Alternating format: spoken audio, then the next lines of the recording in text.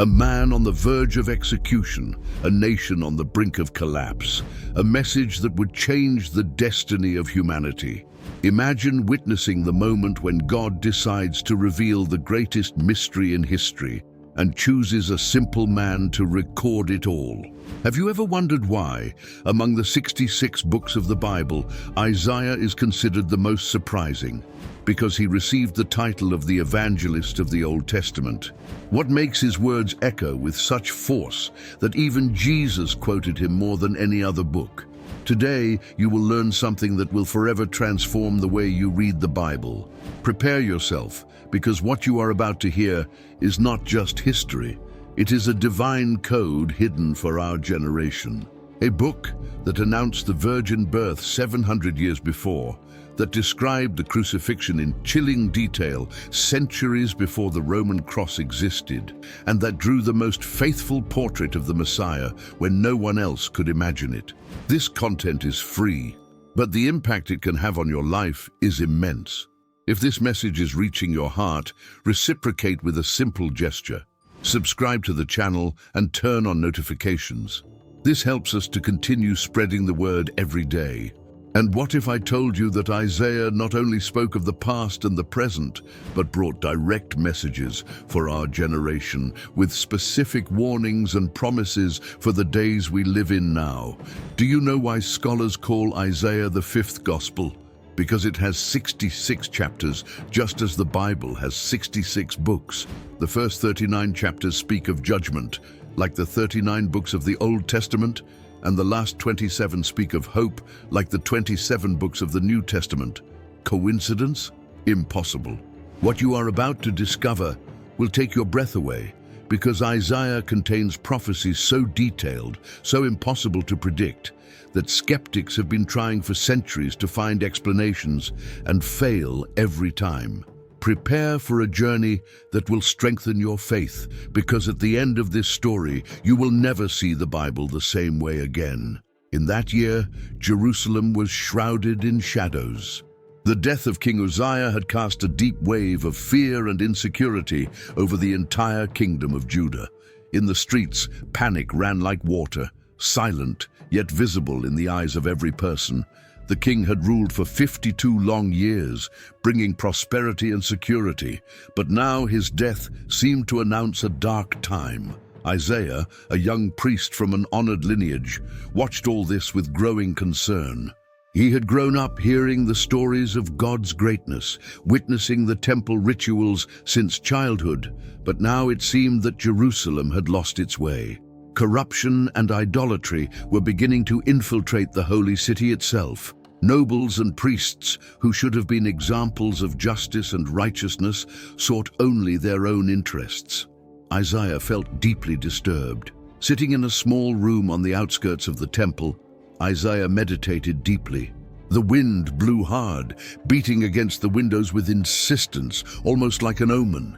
He felt that something was about to change drastically, although he did not know exactly what. His heart was restless, taken by a feeling that mixed fear and expectation. Suddenly, the door burst open, breaking the silence. Brother Isaiah," shouted Jeremiah, his close friend. "Have you heard the news? The borders are under threat. The Assyrians are marching against us. They say that with Uzziah dead, we are easy prey." Isaiah took a deep breath before answering. "And our people, Jeremiah, how are they reacting?" Jeremiah lowered his head, dejected, desperate, lost. Some talk of seeking alliances with peoples who worship other gods. Isaiah's expression grew even darker. "Jeremiah, our salvation is not in human alliances. We need to return to the God of our fathers." Jeremiah looked deeply into Isaiah's eyes. "But who will listen to you in times like these? Who will listen to your words?" Isaiah remained silent for a moment, watching the horizon where dark clouds were beginning to form. "Maybe no one will listen to me now, but someone has to speak. Someone needs to remind our people who the true king is." Jeremiah nodded, touched by his friend's firm words. Later, as he walked towards the temple, Isaiah saw men arguing anxiously in the streets, women crying for their sons who might be called to war. An old priest approached him with a downcast expression. Young Isaiah, do you really think God still hears us?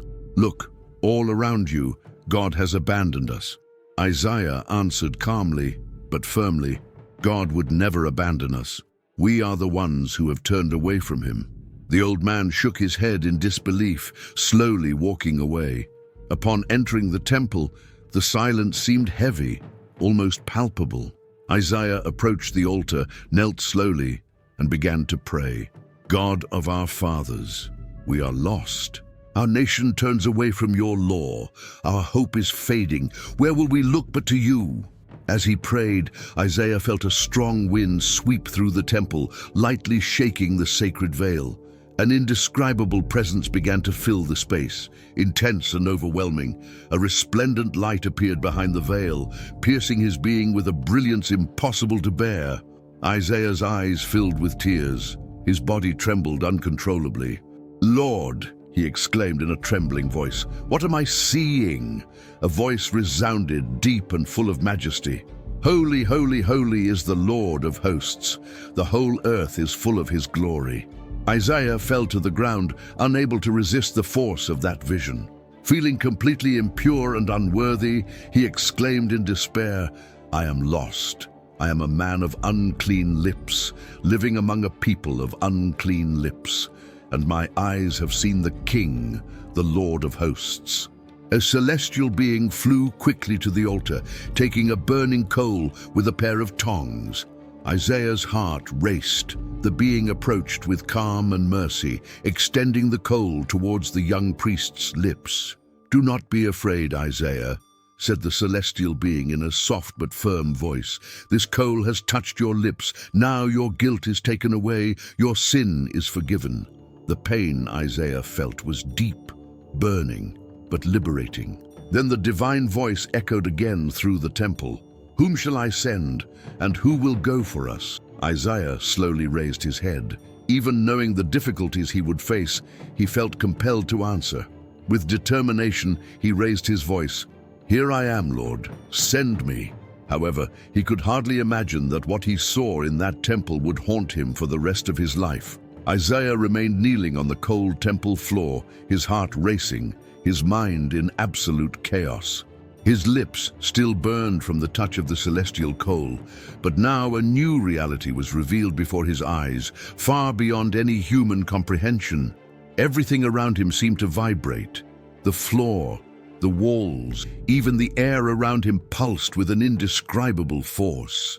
A light so intense appeared before him that Isaiah had to cover his eyes with his hands, unable to bear the blinding light.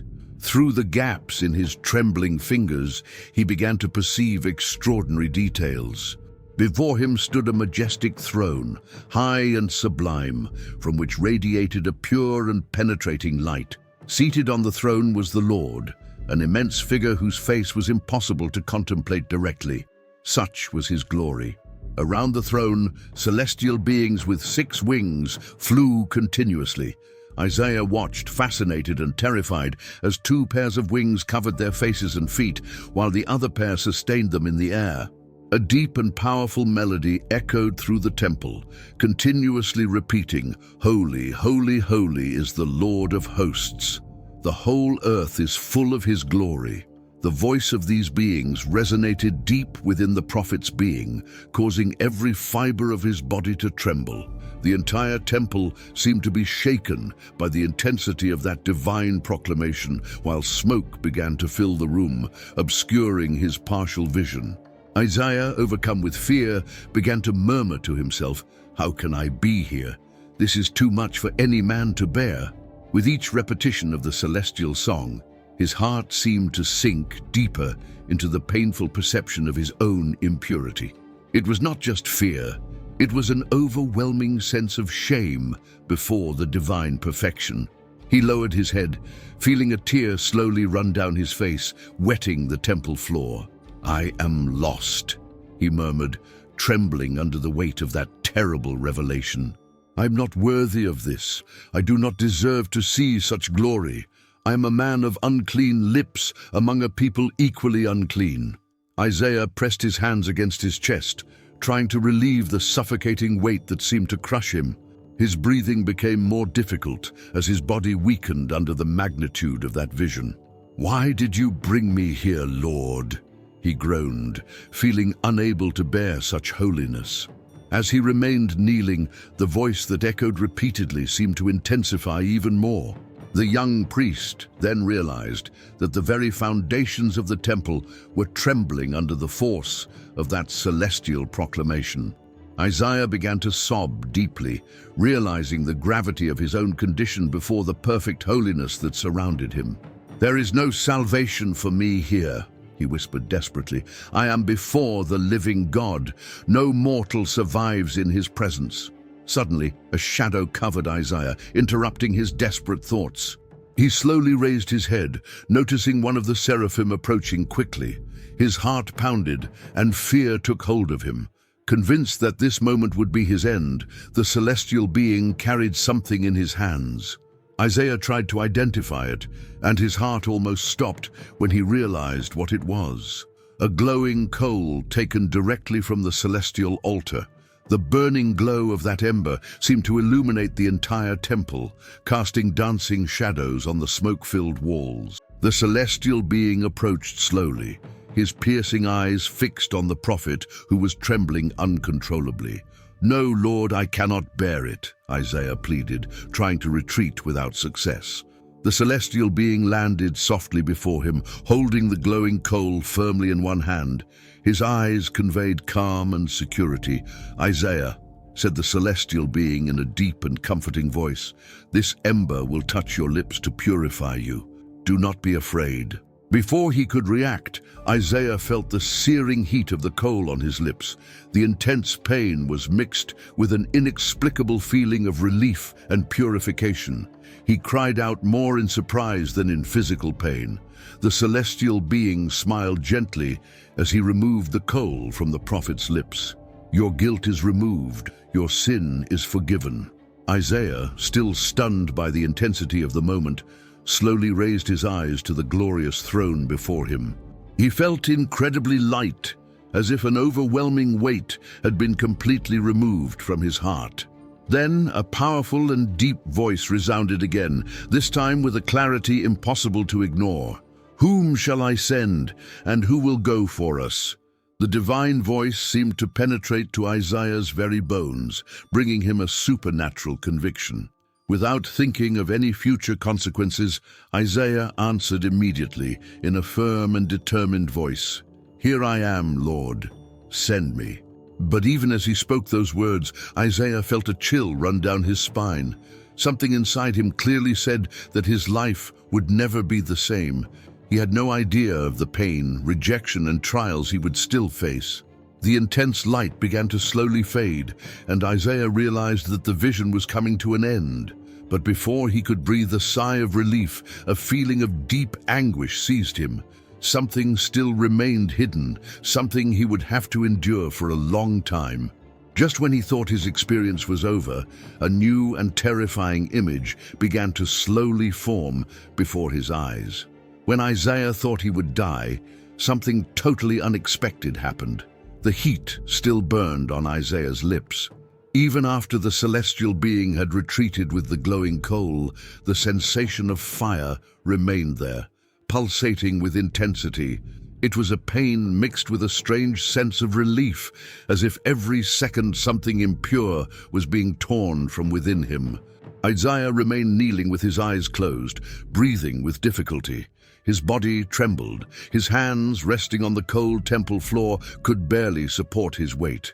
It was as if he were between life and death, between the human and the divine. A soft, yet firm voice broke the silence. "Arise, Isaiah." He opened his eyes with effort. Before him, still hovering in the air, was the seraph who had touched his lips. The light around was less blinding now, but the glory of the place remained evident. "Your guilt has been removed," the celestial being repeated. "Your sin is forgiven." Isaiah, in a hoarse voice, asked, "Why?" "Because I am nothing but a fragile man, a sinner." The seraph just smiled, as if the answer were too obvious to be spoken. Then the environment around began to vibrate again. A more powerful, more majestic voice than any other Isaiah had ever heard echoed through the walls of the temple. "Whom shall I send? Who will go for us?" Isaiah felt his heart stop for a moment. The question seemed to float in the air, waiting for an answer, as if the universe itself awaited the decision of a simple man. He looked around as if looking for someone who could take on such a responsibility, but the temple was empty. Only he and the seraph. The divine voice resounded again, this time with unmistakable clarity. "Isaiah, you are the chosen one. You will be my voice to this people. Go and tell them to hear, but not understand, to see, but not perceive. Harden the heart of this people, make their ears dull and close their eyes, so that they may not see with their eyes, nor hear with their ears, nor understand with their heart, nor be converted and be healed." Isaiah felt a chill down his spine. "For how long, Lord?" he asked, his voice choked with emotion. "Until the cities are in ruins and without inhabitants, the houses without people and the land devastated." The vision disappeared, leaving Isaiah alone in the temple, with the weight of an impossible mission. He knew that his life would never be the same. He would be the voice of God, even if that voice brought condemnation. In the following days, Isaiah began to preach in the streets of Jerusalem, but his words were met with indifference and mockery. People did not want to hear about judgment, they wanted to hear about hope and prosperity. He felt alone, misunderstood, but the voice of God echoed in his heart. "Go and tell them." One morning, while he was preaching, a group of men surrounded him. "Prophet of doom!" they shouted. "Why don't you talk about good things?" Isaiah answered sadly, "I speak what the Lord commands me to speak." They pushed him, stoned him, but he did not stop. He continued to preach, even with a wounded body and a tired soul. One night, Jeremiah found him sitting in a corner of the temple crying. "Isaiah, why do you continue? No one listens to you. No one understands you." Isaiah raised his head, his eyes full of tears, but with a flame of hope. "Jeremiah, I do not preach for them to hear me. I preach because God sent me. And one day, Jeremiah, one day they will understand." Isaiah shook his head, clearly confused, but he was special. There was something divine and at the same time of extreme humility in him. He brought justice, but without shouting, without raising his voice in the squares. He did not break the already cracked reed, nor did he put out the smoldering wick. He carried the suffering as if it were his own. Jeremiah asked if this man was already among them. Isaiah replied that he did not know, but he felt that his mission would be greater than anything he had ever announced. In the following days, Isaiah began to write the words that came to his mind. "Listen to me, O islands, and hearken, you peoples from afar. The Lord called me from the womb, from the bowels of my mother, he made mention of my name." He felt the weight of each word. "From the womb," he whispered, "a chosen one from before birth." In the market, a young man mocked Isaiah, asking if he would speak of an invisible king or an army of angels. Isaiah remained silent, but the conflict grew within him. That night, Isaiah could not sleep. The images of the vision haunted him, the servant's face, the look of compassion, the expression of suffering and determination. He got up and wrote, "I have set you as a light to the Gentiles, that you should be my salvation to the ends of the earth." Isaiah stopped, looking at the phrase, "a light to the Gentiles." That was unimaginable. Salvation not just for Israel. He tried to organize his thoughts. What does all this mean, Lord? Who is this servant? Why does he carry so much suffering? A chill ran down his spine. For the first time, Isaiah had the impression that the story being revealed to him went far beyond his comprehension.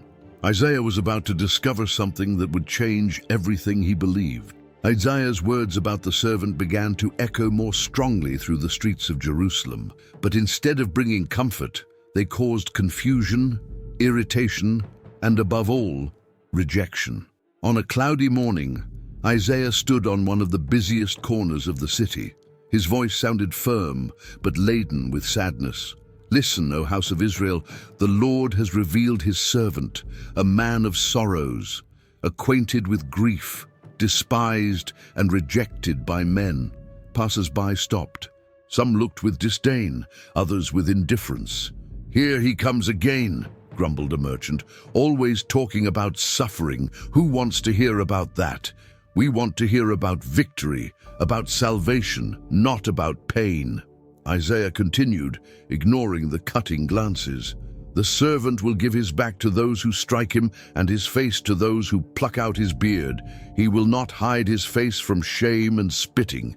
He will be humiliated, but he will not open his mouth to defend himself." A stone flew and hit the ground next to his feet.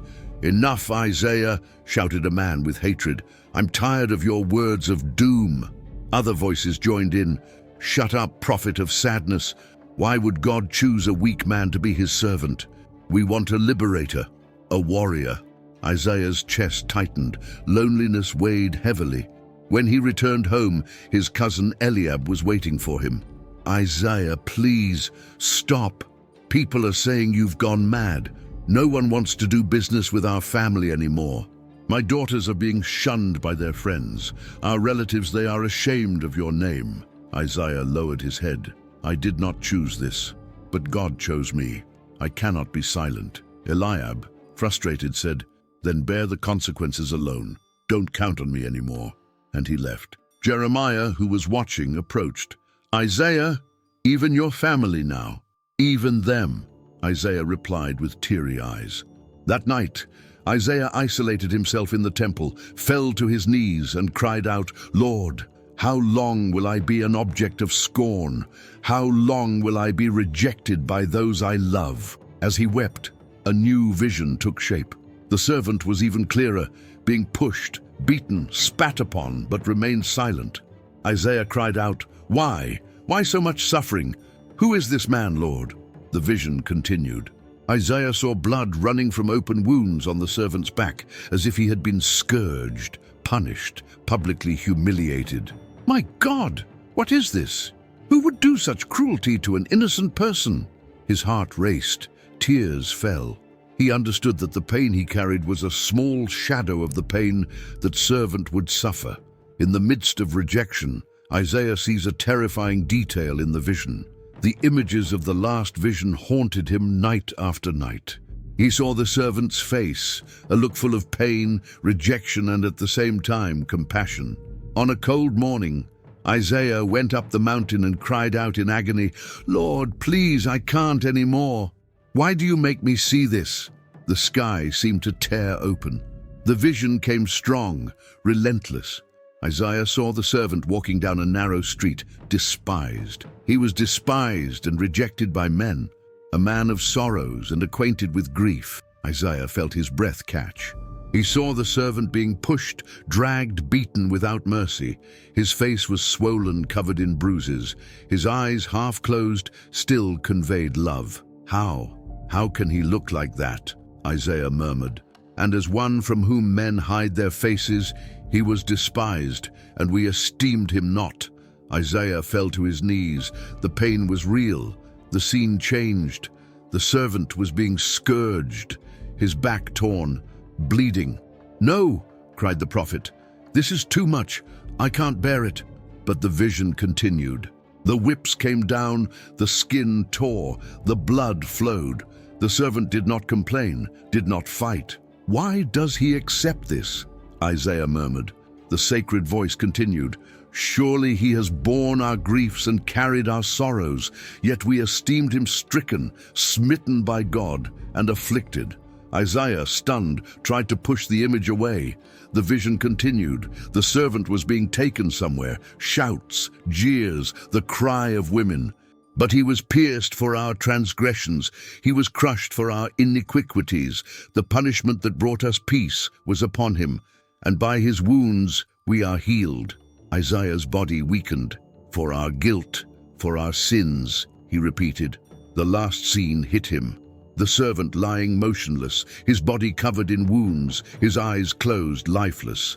Isaiah cried out, "Lord, I can't anymore. Don't show me anymore. This is too much for me." The wind blew hard. He remained crying. Jeremiah found him. "Isaiah, what happened?" "No, Jeremiah, it's not okay. What I saw, what God showed me, I feel like I can't take it anymore." Jeremiah helped him up. Isaiah knew it was the beginning of an even greater suffering. He could barely get up. The images and words echoed. His legs felt like lead. Jeremiah accompanied him. "Since that vision you barely speak, barely sleep, what did you see?" Isaiah replied, "Something I can't even explain. It's as if the sky itself were crying, as if the judgment I always announced was falling, not on the guilty, but on someone innocent." That night, Isaiah locked himself in his writing room. He took the scroll and began to record. "But he was pierced for our transgressions, he was crushed for our iniquities. The punishment that brought us peace was upon him, and by his wounds we are healed." The tears fell. The inkwell slipped. He took a deep breath. "Pierced," he repeated. The images returned. The servant, tied to a piece of wood, arms outstretched, hands and feet pierced. What is this?" It was a form of execution Isaiah did not know. Cruel, slow. The servant, hanging, weak, covered in blood. People mocking. He was oppressed and afflicted, yet he did not open his mouth. He was led like a lamb to the slaughter, and as a sheep before its shearers is silent, so he did not open his mouth. The words came. Isaiah dropped the pen. "Why, Lord? Why does this man endure all this without complaining? Why doesn't he defend himself?" He remembered the trials. The servant remained silent. How can someone be unjustly condemned and still accept it? In another vision, Isaiah saw the servant's body being taken down from the wood, wrapped in a sheet, taken to a new tomb. They made his grave with the wicked, but with the rich in his death. The tears returned. "It makes no sense," he shouted. "Why an innocent man? Why does someone so pure have to go through this?" Jeremiah entered. "Isaiah, what is happening?" Isaiah, with reddened eyes, replied, I saw every detail. The suffering, the blows, the nails, the humiliation, the death." Jeremiah asked, "But why?" Isaiah looked intently at his friend. "It was not for his mistakes, it was for ours. All the guilt of all the pain that was ours was placed on him." Jeremiah stepped back. "This is too cruel. No one would do this for a people who reject him." Isaiah nodded. "No one, except someone sent directly by God. Someone with a purpose that is still beyond our comprehension." Silence filled the room. Isaiah took the scroll again and continued to write, even with a trembling hand. Although he had done no violence, nor was any deceit in his mouth, he wrote about the servant's resurrection, about his victory over death, about his glory. He wrote about the hope of a new heaven and a new earth, where justice and peace would reign forever. He died, but his words lived on, echoing through the centuries, preparing the way for the coming of the Messiah. The story of Isaiah is the story of a man who dared to be the voice of God in a world that did not want to listen. It is the story of a prophet who saw the future, who announced the coming of the Messiah, who suffered for his faith, but who never gave up. And today, his words continue to challenge us, to inspire us, to remind us that God has a plan, even in the midst of darkness, and that one day the whole earth will be full of his glory.